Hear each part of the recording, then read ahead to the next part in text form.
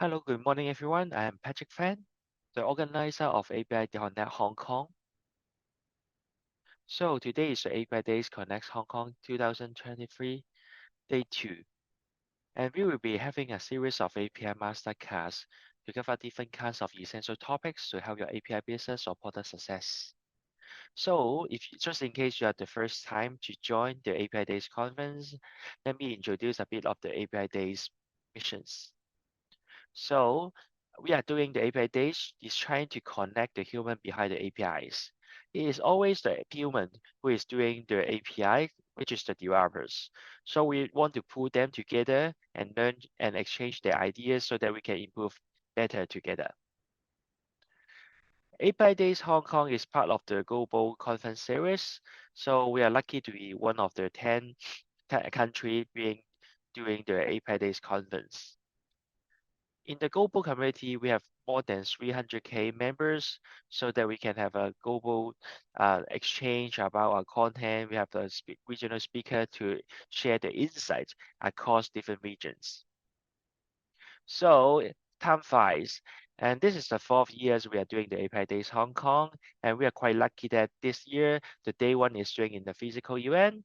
And then we are keeping the day two as virtual so that we can have a exchange and engagement with the API professional beyond Hong Kong. We are having more than 60 speakers, 45 sections in just 2 days. So the content is really, really packed. So plan wisely on your time. Here is some quick recap about our moment in day one. We have different kind of talks, panels, exciting topics, including the security management in financial sector, how to unlock the data with open API, etc. We are also having the sponsor booth, and then they can exchange idea what they are doing together. So today we are also having a very interesting topics, including the API first design, API architecture and standard, API data and privacy, API security management, the product development, and also the developer experience. So once again, we want you thanks for our sponsor, Nginx, Software AG, Sui, and Fiber API to make this conference happen together. And we do also have different sponsors and also supporting all, helping us to cover different kind and enhance the experience of the conference and also promoting the event. So enjoy the day. If you have any comments or things to share, feel free to use the hashtag API Days Hong Kong so that we can raise the voice to different API committee. So here's come our first talk. So we'll have Mehdi, who is the chairman at API Days conference. He will be sharing about the market trends of the thousands plus two of the API industry landscape. So let's try to welcome Mehdi here. Okay, so it seems that Mehdi is ready. So I pass the time to him. Thank you. Hello, my name is Mehdi Medjaoui. I'm really glad to be there at apidays Hong Kong, and I really want to thank Patrick and the whole BWLT team for having me for this event. I also wanted to say that I'm really glad that apidays Hong Kong is renewed year over year. It's a great event for a great local community, and long life to apidays Hong Kong. I will share with you my presentation on like the API industry landscape and how it will evolve over the next 10 years according to data and to some insights and maybe some opinions. So let me just share my slide here. So yeah, the API industry landscape the next 10 years, right? My name is Mehdi Medjaoui. I'm the founder and chairman of API's conferences. You can follow me at Medjaoui. I've also done some other things in the past, like API startups that have been acquired. But I'm also the book author, co-author of Continuous API Management, Edition 1 and Edition 2.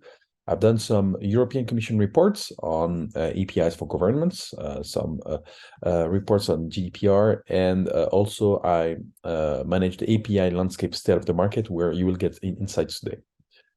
So this is the API industry landscape. The 1,200 API tools that you need or you may learn about to build your APIs and your API strategy. And we will learn about these 1,200 tools, numbers, insights, and data points today if you follow me to the end of the presentation.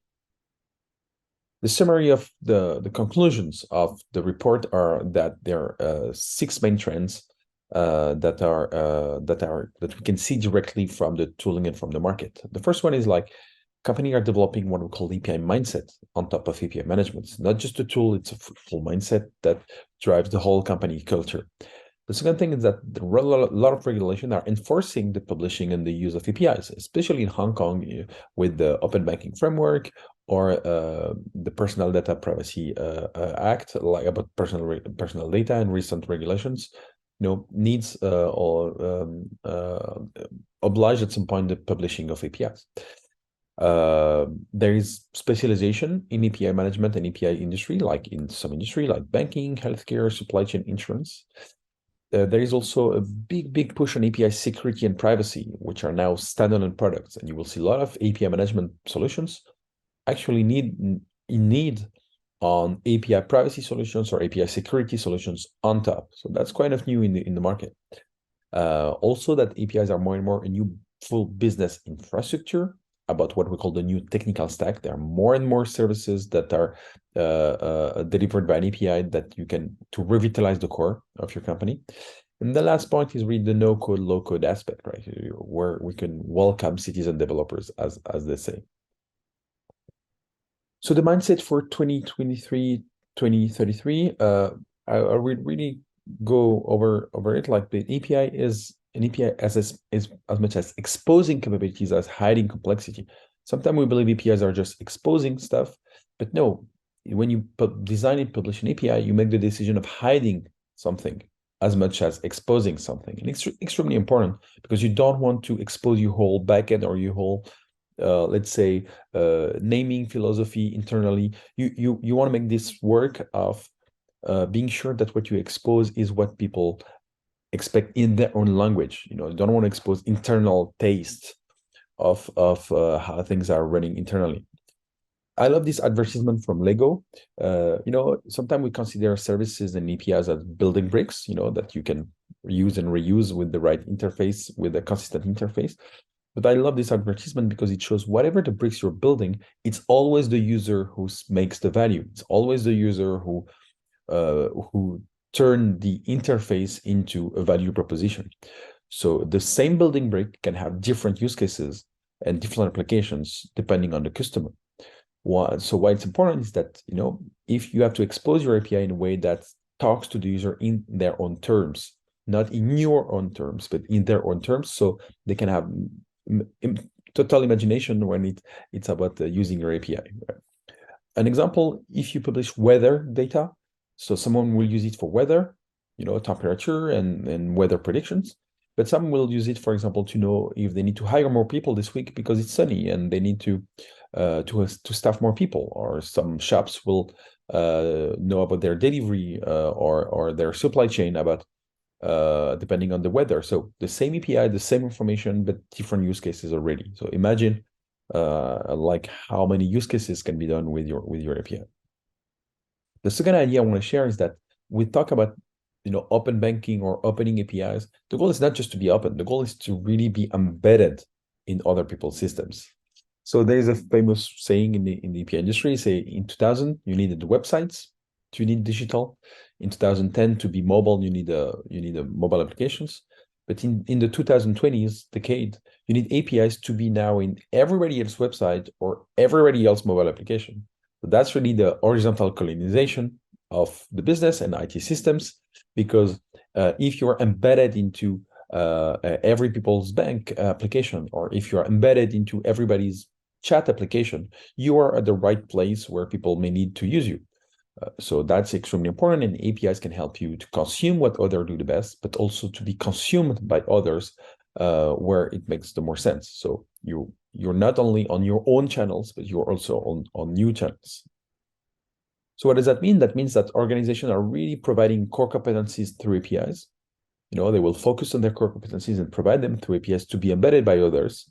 but they will embed and consume the core competencies of other three APIs. So it's really who do you embed to add value proposition to your users?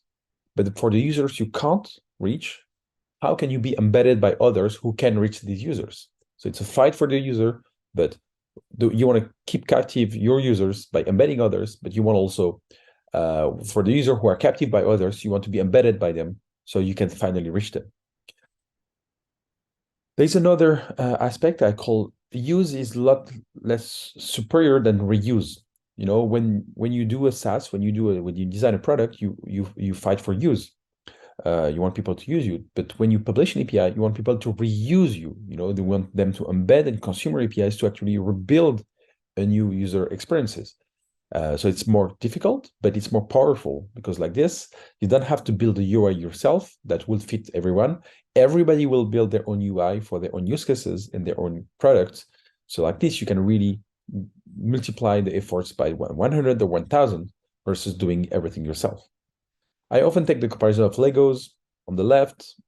You know, you can build whatever you want, but without instructions, without, you know, guidance, it's really hard, right? You can build everything, but sometimes it's good to have on the right, like some guidance, some instructions to actually build something that's meaningful. So this is why the reuse aspect is important. This is why with APIs, you need great documentation, great tutorials, great how-tos. You need really to help the developers to get to the best possible use cases because they may be lost if they just have to think everything themselves and conceive everything themselves. So never forget that instructions are extremely important, and also design. So this is why I wanted to show in this slide, your API capabilities have an intrinsic value, certain value that whatever, depending on what you put inside. But if the effort to integrate them, the developer experience effort, the DX effort to integrate is higher than its intrinsic value, there is what we call an integration overhead, and integration will never happen because, you know, it will be better to do it yourself. But if your API has the same value, but you diminish the efforts to consume it, to integrate it, like with great docs and great helper libraries and stuff like that, there is what we call the API integration scaling potential, and then integration happens, and then we build on top of you instead of rebuilding it yourself. So always be sure that you invest enough resources to make the reuse as easy as possible so people can actually consume you and build on top of you. This is what happened. I love this slide. This is what happened in the supply chain industry. At some point, car manufacturers were doing everything, but over and over, some smaller companies became specialized into building one piece or a few pieces, and over, the car manufacturer accepted to buy from these suppliers more specialized products because they were more specialized and better and cheaper and better made. And so their last goal is just to orchestrate all these suppliers together because the cost of this product and the cost to integrate this product in the supply chain is lower than the cost of building them yourself. The last point I want to share is that it's main idea, don't think about the best business model for your APIs, but what are the best APIs for your business model. Everybody wants just to monetize APIs. Sometimes it's not the best strategy to monetize, actually. Just an example, if you're a bank and you have a banking application, you may try to monetize APIs for detection or for account creation or whatever, but maybe the best value is to have an application ecosystem around you. So when your people in the bank branch or online wants to buy a credit card or wants to open an account, you can have the argument to say, look, we have 300 applications on insurance, on mortgage, on real estate, on wedding planning, on whatever that are linked to our banking system, and so it will be easy to have banking decisions if you go with us. So instead of monetizing directly APIs, sometimes you make more money by making APIs free, but investing on the result and rewards of a great API program, which are an application marketplace or great ecosystem or better application and user experiences. And this is when Marshall von Alstein, the book author of Platform Revolution and professor at Boston University and MIT, said when he said that actually he made a study over 10 years who showed that companies who have B2B APIs have, in average, over 10 years, 66% more revenues and 38% more net income, because when they were growing, they were in the need of APIs to support that growth and make it agile and make your software more great. Also, some companies who have a strong internal APIs strategy that also link to external APIs, they've seen an increase of revenue, but they also have seen an increase in cost, right? In cost reduction, mostly IT costs. So for agility, reuse, that's extremely important. So it's a study over 10 years that's accessible. And you can see the log comparison of the same company, of the same sector relative to API adoption versus not. So in black, you have the treated average, and in blue, you have the estimated average of companies who don't have APIs and who are their results that they would do compared to companies who didn't have APIs like them. So it's quite compelling, right? You can really see the difference. So he also have this matrix where it's a people and software and internal and external. And just to give you a hint or to convince sponsors, employees are your internal people. Your crowds are your external people. When you say crowdfunding or crowdsourcing, for brainstorming, crowds are your external people. But your internal software can be like what we call algorithm or specific like a software. But to scale your software, the external software are your APIs. Your APIs are the crowd or the ecosystem reach for your company on the software front. And this is why it's extremely powerful. Imagine the power of the crowd for your company teams. Imagine the power of APIs for your company software. So that's really what's happening. Last but not least, before diving into the results of the study, but yeah, we talk about the embedded and many aspect. This is, for example, an example of channels reach, right? So you have your mobile channels, your web channels, then you have your partner integration, the long tail device, whatever integrations. The long tail is significant in terms of cumulative traffic, but costly to address. It's really hard to address more and more channels as they have lower and lower impact. But if you have APIs, you're able to address the channels all at once. And finally, maybe all this traffic together, actually, maybe your main channel, they are maybe more prevalent than your mobile or web channels, your original channels. So with APIs, you're able to reach the long tail that you were not able to reach before. And that's also extremely important in terms of business. As we say, the crowd of your people are the APIs of your software. So if you want to know more about their work, they made a great article, The Impact of API Performance, and they have a new paper coming. So Martian von Alstein. So let's dive on the API landscape. So if you try to understand the landscape has 5 main categories and 42 subcategories. But the 5 main categories are the API lifecycle platforms, API management, API gateways, developer portals, API monitoring, and API testing, and API documentation. The backend beginning tools, like it's really the mobile backend as a service or the backend as a service, where you can actually put data, have an API that's generated by the system, and deliver. There's the API as a product or a business process as a service. So it's like services that are delivered by APIs as a product, like, for example, Twilio for SMS or Stripe for payments or other like that. You have the integration platform as a service, like it's like big SDKs to integrate many APIs at once. And you have the API abstractions or API aggregators, like in banking, for example, a lot of companies love to aggregate a lot of banks' APIs to do one API for all banking or one API for all shipping or stuff like that. So that's really the 5 main categories of the landscape. All of this represents a total value of $174 billion dollars, right? So that's quite huge. Mostly on API lifecycle platforms, but the business process as a service is also really high. And so let's dive into the trends and strategic takeaways we see from this landscape. So the first one is that API management has really become a commodity, leading to open source growth. So the average, let's say, management market growth is expected of a company aggregate growth rate of 28%, which is really, really, really big. But we've seen also many consolidation. So this is the vendor acquisitions over time of, let's say, API tools, right?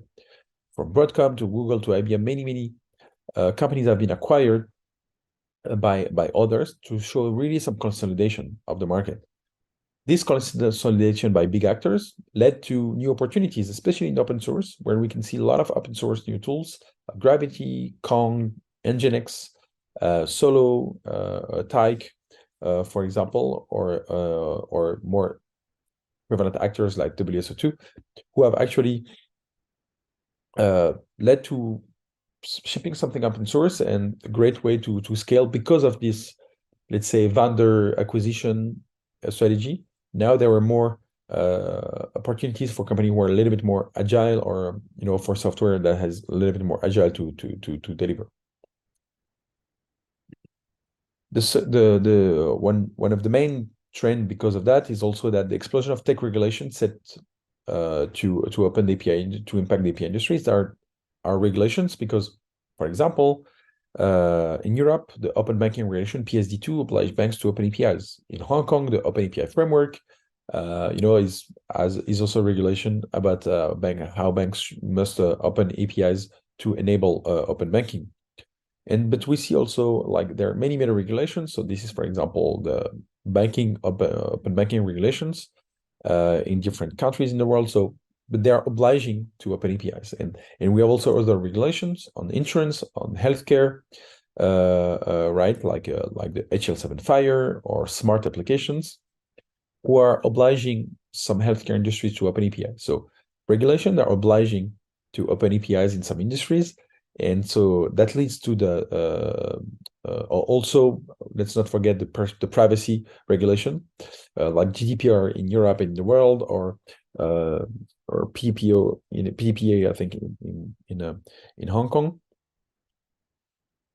That leads to the trend number 2, which is the industry-specific solutions who emerge. Because of this regulation, especially in banking, in healthcare, whatever, we have dedicated industry-specific solutions. For example, we have API management for banking, or API aggregators for insurance, or for healthcare, or for all the regulated industries. We have also specialized solutions, API management, for example, specialized for specific industries. And so we can see in the vendors like solutions that are fit specifically to industry use cases. The trend number 3 is that API security is now a standalone product, and privacy is now also a differentiation maker. So this is an article last year about the API security arms race heating up. It's true that these 5 companies have raised like more than 200 millions just in 1 year, just in API security. So that's kind of important. And when you see what actually the CIOs or the chief information security officers' main concern about the APIs, you can see from the SALT report, like vulnerability is the main one, authentication, denial of service, account misuse or fraud. But the number 5th here, it's sensitive data exposure or privacy incidents. So privacy is, and you can see an increase from 19% to 30% in 1 year, because now privacy is also a differentiation maker. So there is this new concept like purpose-based access management, checking the purpose of the use of the data instead of just checking the access level management. So there are many new concepts that are actually putting the term like privacy API gateways to check privacy at the API gateway level.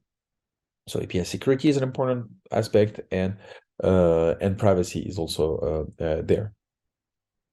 Trend number 4 is that APIs are a new layer of business and of tech infrastructure. So it's a longer trend, but that reached a new high. I love this quote from Jeff Lawson, CEO of Twilio, which is, the world is getting broken down into APIs. Every part of the stack of a business that the developer might needs to build is eventually turning into APIs that developers can use. Everything will be APIfied, sometime internally, sometime from others. Your goal will be to understand, what do I do myself? What do I consume from others via their APIs? Again, the same idea of the supply chain. What do I do myself? What I let others do for me because it's not critical and they're doing better than me. So now you need to think your core and use the core of others to build application. In the landscape, we reference like almost 400 APIs as a product or business process as a service, but there are many, many more. There are thousands and thousands on payments, on the tax calculation, on how to build forms, on search engines, or on SMS and communication platform as a service. So many business process as a service delivered directly by an API. So, and you can see the company valuation is actually really high. You know, how can one could have thought that Stripe, like just a payment API on top of other services, they don't even own the payment services, just add the API to access to it, would worth like $100 billion in almost 10 years, right? Or $60 billion, or all these companies just doing one thing, but doing it really well that everybody consume them. There is also new tech infrastructure, but new open standards that leads to this new business infrastructure, like the Open API initiative, the async API specification, gRPC, JSON schema, GraphQL, all these new open source and open technologies, you know, to build APIs in a new way are contributing to that. The trend number 5 is the low code and no code aspect. You know, with company like leading the thing like Zapier or Retool or AppSheet. And so low code now a lot of people build APIs internally to help their non-developers, their citizen developers, to build application with other APIs. So internally, a lot of people, for example, love to mix their internal system with spreadsheet or with Microsoft Excel, or mixing internal APIs for business people, like they can do in a specific manner.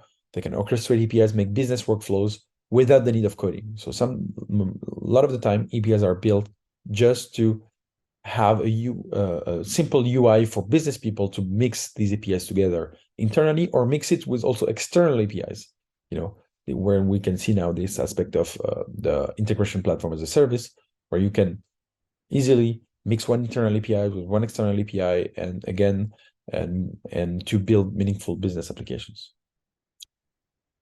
So to sum up, API management is growing fast, but it's becoming a commodity, leading to open source communities. Regulation are enforcing the publishing of and the use of APIs. That leads to specialization of API management into these regulated industries. Because of rapid post-COVID and many other reasons, API security is now a standalone product with privacy concerns. APIs are still a business infrastructure that is becoming more and more, let's say, externalized, and that compose what I call the new API stack, the new technical stack. And last but not least, APIs are also built for non-business people to be able to orchestrate and mix applications together. Thank you very much for having me at apidays Hong Kong, and I pass the mic again to Patrick and the BNOVEL team for continuing the conference. Thank you very much, and talk to you soon. Okay, thanks, Mehdi, for sharing about the market trend of the API tools. So we will have a small break so that you can get familiar with the platform, play with that, interact with each other, and then get prepared to the next talk. You need to choose whether you go to stage 1 or stage 2. So come back in 10:45 in Hong Kong time. See you soon. The API Connect Hong Kong 2023 conference is powered by bNovelty Limited. Check out more API-related education content on bnovelty.com or apidays.hk for more information.